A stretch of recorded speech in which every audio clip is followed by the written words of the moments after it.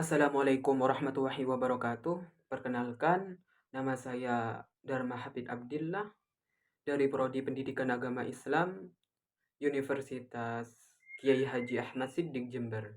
Di sini saya akan menjelaskan tentang sebuah materi, yaitu manajemen sarana dan prasarana pendidikan.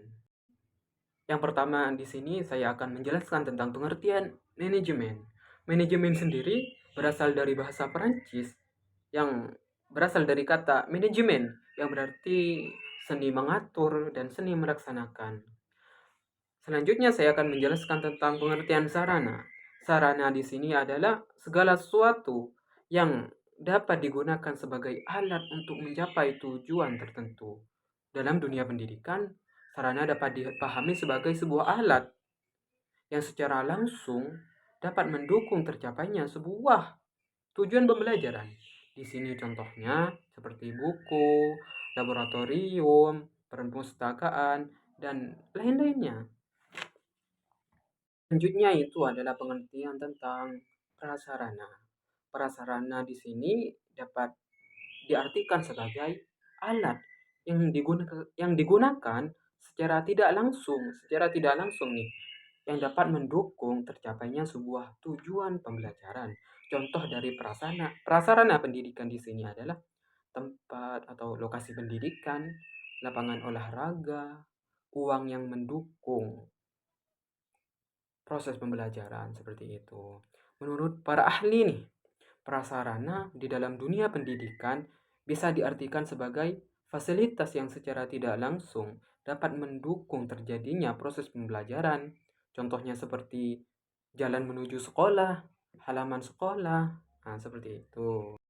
Jadi, dapat disimpulkan bahwa pengertian manajemen sarana dan prasarana pendidikan di sini adalah sebuah proses kerjasama dalam menggunakan dan mengatur semua sumber daya, sarana, dan prasarana pendidikan yang ada di sebuah sekolah agar dapat dikelola secara efektif dan efisien.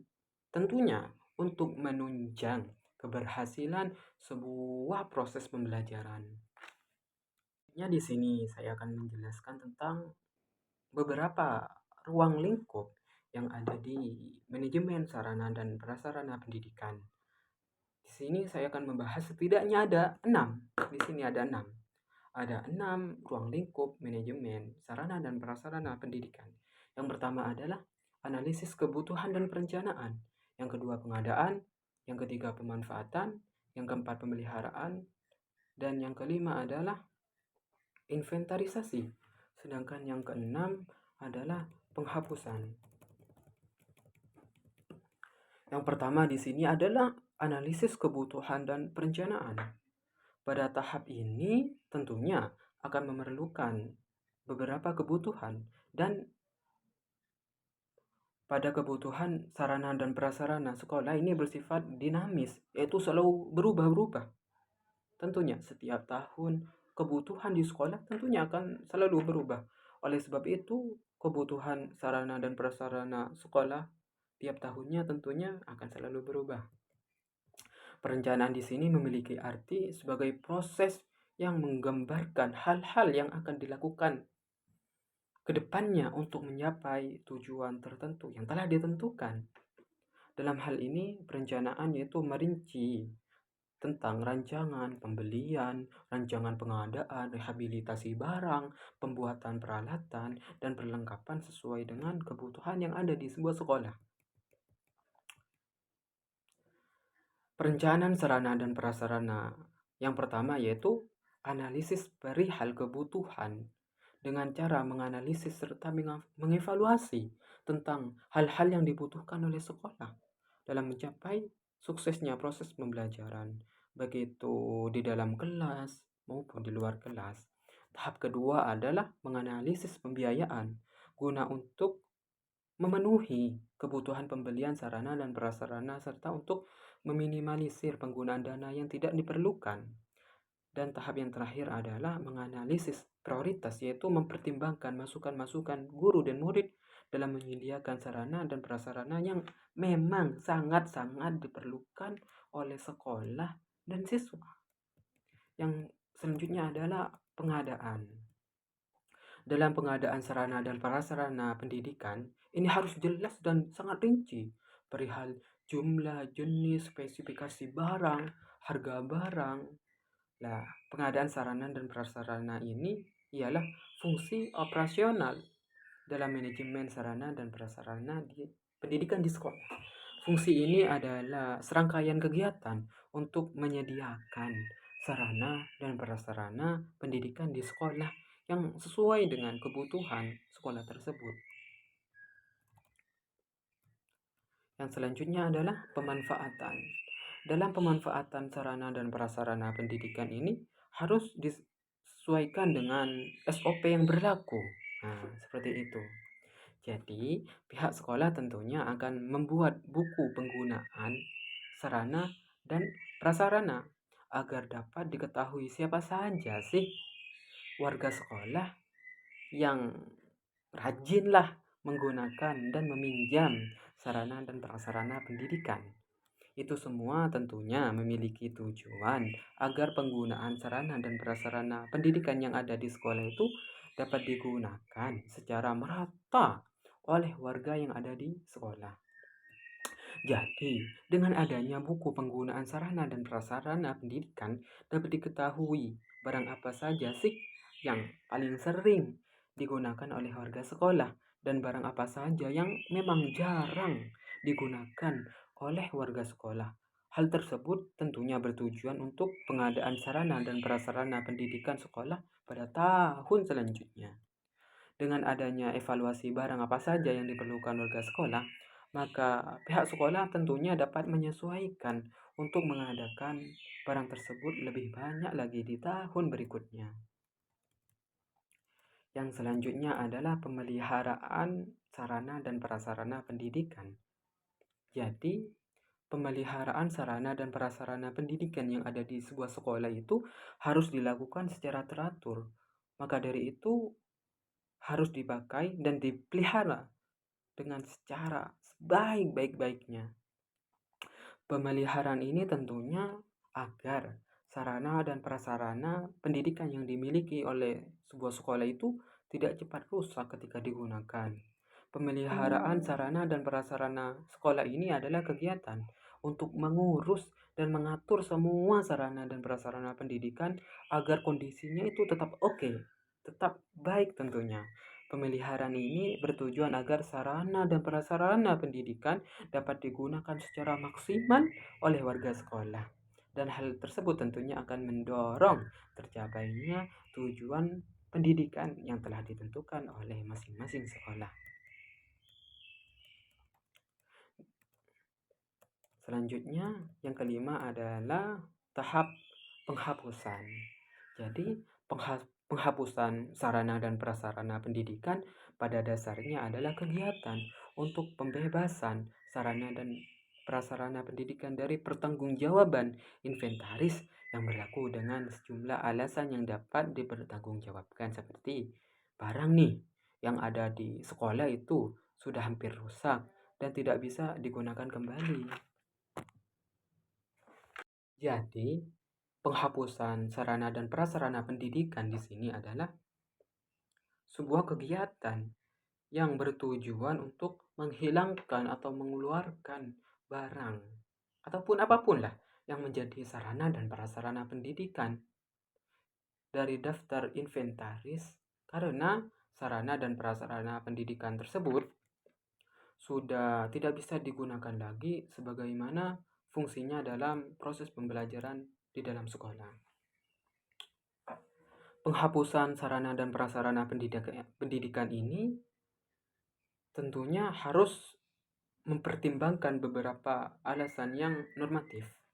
Oleh karena itu, penghapusan sarana dan prasarana pendidikan di sini harus mempertimbangkan aspek efektivitas dan efisiensi kegiatan sekolah.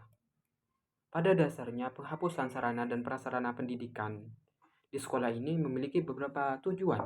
Yang pertama adalah mencegah kerugian biaya yang lebih besar dari kegiatan pemeliharaan barang-barang tersebut yang memang kondisinya semakin memburuk dan sudah tidak bisa dipergunakan kembali.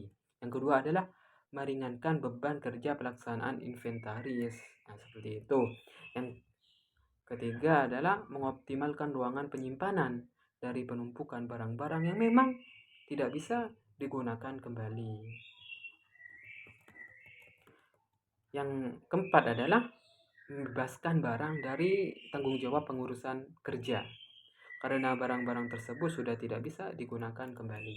Yang terakhir adalah inventarisasi. Inventarisasi sendiri berasal dari bahasa Latin yaitu inventarium yang memiliki arti daftar barang-barang, bahan, dan lain sebagainya. Jadi inventarisasi ialah sekumpulan kegiatan meliputi pendaftaran, perencanaan dalam daftar, penyusunan, dan pengaturan barang-barang yang dimiliki negara atau daerah, serta tentunya melaporkan penggunaan barang-barang tersebut kepada petugas yang berwenang secara teratur sesuai dengan ketentuan yang telah ditetapkan oleh pihak-pihak tertentu. Seperti itu. Kegiatan inventarisasi ini mulai dari pencatatan hingga pelaporan tersebut dinamakan inventarisasi. Sedangkan objek yang berupa barang-barang yang dicatat tersebut disebut inventaris. Secara umum, kegiatan inventarisasi ini dilakukan untuk penyempurnaan pengurusan dan penguasaan yang lebih efektif terhadap barang yang menjadi sarana dan prasarana pendidikan yang ada di sebuah sekolah. Seperti itu. Selanjutnya, saya akan membahas tentang jenis-jenis sarana dan prasarana pendidikan. Ada beberapa jenis nih sarana dan prasarana pendidikan yang ada di sekolah.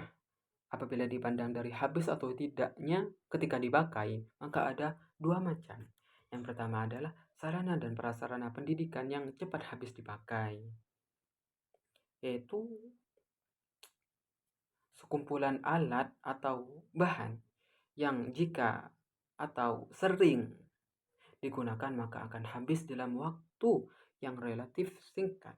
Seperti contohnya di sini kapur, karton, tinta, kertas, seperti itu. Yang selanjutnya adalah sarana dan prasarana pendidikan yang memang tahan lama, yaitu sekumpulan alat atau bahan yang dapat digunakan terus-menerus dalam jangka waktu yang relatif lama di dalam proses pembelajaran. Di sini contohnya seperti meja, kursi, dan beberapa alat olahraga lainnya. Yang selanjutnya adalah jenis-jenis sarana dan prasarana pendidikan jika ditinjau dari segi hubungannya dengan proses pembelajaran, maka dapat dibedakan menjadi 3. Yang pertama adalah alat pelajaran. Alat pelajaran di sini adalah alat-alat yang digunakan secara langsung dalam proses pembelajaran, contohnya seperti alat tulis, buku, dan lain sebagainya. Yang kedua adalah alat peraga, yaitu alat bantu dalam proses pembelajaran. Di sini bisa berupa alat-alat yang digunakan sebagai praktek langsung di dalam kelas, yang memang tujuannya memberikan pengertian dan pemahaman kepada siswa. Contohnya di sini miniatur Ka'bah, kain kafan dalam praktek bab salat jenazah, ataupun alat peraga membaca Al-Quran lainnya. Yang ketiga adalah media pembelajaran. Media pembelajaran adalah seperangkat alat yang digunakan sebagai alat perantara untuk menyampaikan informasi atau pengetahuan kepada para peserta didik. Contohnya di sini seperti media konvensional, media audio, visual, dan sebagainya. Selanjutnya di sini saya akan menjelaskan tentang prinsip-prinsip manajemen sarana dan prasarana pendidikan. Yang pertama adalah prinsip pencapaian tujuan, yaitu bahwasanya sarana dan prasarana pendidikan yang ada di sebuah sekolah harus berada dalam kondisi yang siap pakai saat sedang dibutuhkan. Yang kedua adalah prinsip efisiensi. Dalam hal proses pengadaan sarana dan prasarana pendidikan harus melewati perencanaan yang sangat matang sehingga sarana dan prasarana pendidikan yang ada dapat dibeli dengan harga yang murah dan kondisinya tentunya sangat baik. Dalam proses pemakaiannya harus selalu berhati-hati agar tidak cepat rusak, sehingga dapat mengurangi keborosan penggunaan dana pengadaan sarana dan prasarana pendidikan. Prinsip yang ketiga adalah prinsip administratif. Di sini manajemen sarana dan prasarana pendidikan haruslah senantiasa memperhatikan peraturan perundang-undangan yang berlaku, instruksi dan petunjuk teknis yang berlaku sesuai dengan yang dibuat oleh pihak-pihak yang berwenang seperti Dinas Pendidikan ataupun Kemendikbudristek. Yang selanjutnya adalah prinsip kejelasan tanggung jawab. Dalam hal ini, manajemen sarana dan prasarana pendidikan yang ada di sebuah sekolah harus dipercayakan kepada orang yang memang berkompeten. Harus dipercayakan kepada orang-orang yang memang bertanggung jawab dalam mengelola sarana dan prasarana pendidikan. Yang terakhir adalah prinsip kekohesifan, yaitu bahwasanya manajemen sarana dan prasarana pendidikan haruslah dilaksanakan dalam bentuk proses kerja yang terpadu dan kompak. Yang selanjutnya adalah di sini saya akan membahas tentang prosedur penerapan manajemen sarana dan prasarana pendidikan. Jadi, prosedur penerapan manajemen sarana dan prasarana pendidikan di sekolah adalah sebuah sistem pengelolaan sarana dan prasarana pendidikan, mulai dari tahap perencanaan dan tahap penghapusan sarana dan prasarana pendidikan. Di sini ini lebih kompleks daripada ruang lingkup tadi. Jadi, kalau di ruang lingkup itu ada 7, tapi kalau di prosedur ini lebih banyak lah istilahnya. Tahapannya itu lebih kompleks daripada yang ruang lingkup manajemen sarana prasarana pendidikan. Prosedur yang pertama di sini adalah perencanaan, yaitu perencanaan ini sangat penting untuk mengantisipasi terjadinya kesalahan di kemudian hari, dan tentunya adanya perencanaan ini untuk meningkatkan efektivitas dan efisiensi dalam pelaksanaan manajemen sarana dan prasarana pendidikan. Jadi kegiatan yang ada di perencanaan ini adalah memikirkan dan menetapkan program apa saja sih dalam pengadaan fasilitas yang ada di sebuah sekolah, baik itu dalam bentuk sarana maupun prasarana yang mendukung proses pembelajaran. Seperti itu. Yang kedua adalah pengadaan. Seperti yang dijelaskan di awal, pengadaan di sini adalah tahap lanjutan dari tahap perencanaan manajemen sarana dan prasarana pendidikan. Pengadaan sarana dan prasarana pendidikan di sini adalah merupakan fungsi operasional pertama dalam menyediakan kebutuhan sarana dan prasarana pendidikan yang memang diperlukan oleh sebuah institusi pendidikan. Yang ketiga adalah tahap inventarisasi. Inventarisasi sarana dan prasarana pendidikan di sekolah ialah pencatatan sarana dan prasarana yang dimiliki oleh sebuah lembaga pendidikan ke dalam daftar inventarisasi barang yang dilakukan secara tertib dan teratur menurut tata cara yang telah ditentukan. Seperti itu. Tahap selanjutnya adalah tahap penyimpanan. Penyimpanan sarana dan prasarana pendidikan adalah sebuah kegiatan untuk meletakkan dan menyimpan barang-barang atau alat-alat di suatu tempat yang memang aman dari berbagai macam bahaya, baik itu bahaya kerusakan, pencurian, walaupun juga kecelakaan. Harus aman dari hal-hal tersebut. Penyimpanan ini dilakukan dengan sangat teliti tentang perihal barang yang akan disimpan, menentukan barang sesuai kelompoknya, sesuai dengan jelas ukurannya, mencatat, dan juga selanjutnya adalah mencatat barang ke dalam buku penerimaan dan membuat denah lokasi barang yang disimpan agar mudah untuk dicari. Seperti itu. Yang selanjutnya adalah penataan. Penataan sarana dan prasarana pendidikan sangat penting guna untuk menambah minat murid dalam kegiatan belajar. Seperti itu. Jadi kalau tempatnya tertata, kita bisa tahu. Kalau nih mau mencari LCD lah, di sini tempatnya. Kalau mencari kapur, di sini tempatnya. Jadi barang-barang itu sudah tertata tempatnya. seperti itu.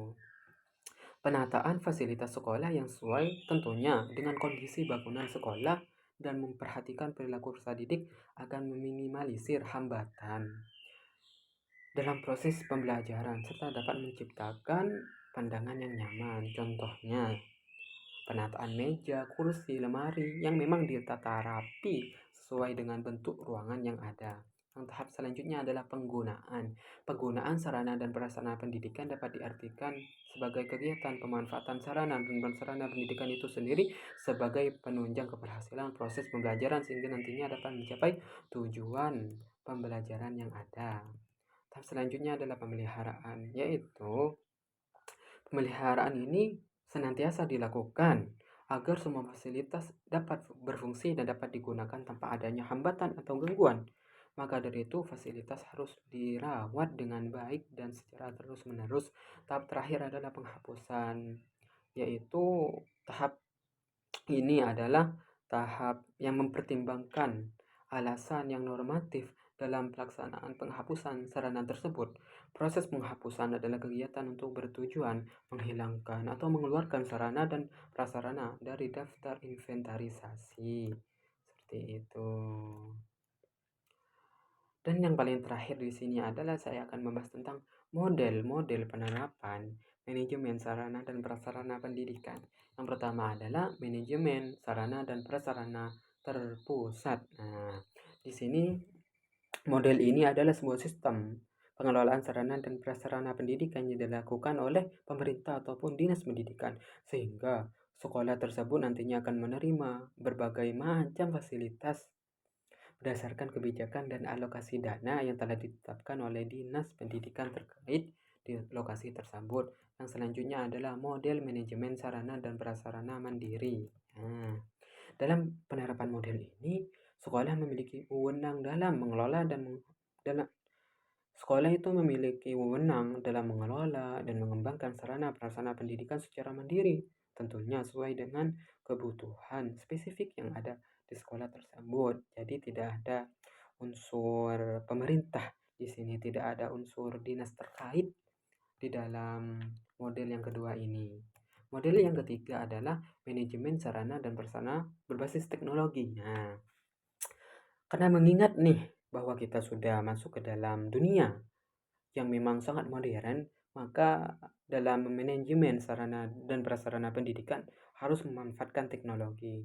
Di sini ada sebuah teknologi yang dikenal sebagai sistem informasi manajemen sarana dan prasarana atau yang lebih dikenal sebagai SIM Sarpras, yaitu sebuah teknologi yang dapat digunakan untuk mengelola sarana dan prasarana pendidikan yang ada di sebuah sekolah. Selanjutnya adalah model manajemen sarana dan prasarana partisipatif, yaitu model ini memungkinkan untuk melibatkan partisipasi banyak orang, mulai dari pihak guru, pihak siswa, pihak orang tua, bahkan pihak masyarakat sekitar, yaitu untuk mengelola sarana dan prasarana pendidikan yang ada di sebuah sekolah. Yang kelima adalah manajemen sarana dan prasarana berbasis kebutuhan. Nah, di sini ini tentunya sangat melihat pada sisi kebutuhan sekolah. Maka dari itu sejak awal diperlukan analisis mengenai hal apa saja sih yang dibutuhkan oleh sekolah sehingga memudahkan untuk pengadaan nantinya sarana dan prasarana pendidikan. Nah, yang terakhir adalah manajemen sarana dan prasarana pendidikan yang tentunya di sini memerlukan kemitraan dengan swasta atau CSR. Dalam penerapan model manajemen sarana dan prasarana ini, pihak sekolah berusaha menggandeng organisasi atau perusahaan untuk mendapatkan bantuan fasilitas pendidikan yang dibutuhkan oleh sekolah. Jadi para mitra nantinya memperoleh timbal balik dari pihak sekolah sesuai dengan kesepakatan awal yang telah ditentukan oleh kedua belah pihak. Nah, seperti itu. Sehingga nantinya kedua belah pihak itu sama-sama diuntungkan. Contohnya seperti laboratorium komputer dari perusahaan teknologi terkenal nih ataupun beasiswa dari lembaga keuangan setempat seperti itu. Mungkin itu saja yang dapat saya sampaikan. Kurang lebihnya mohon maaf. Wallahul muwaffiq ila aqwamit thoriq. Wassalamualaikum warahmatullahi wabarakatuh.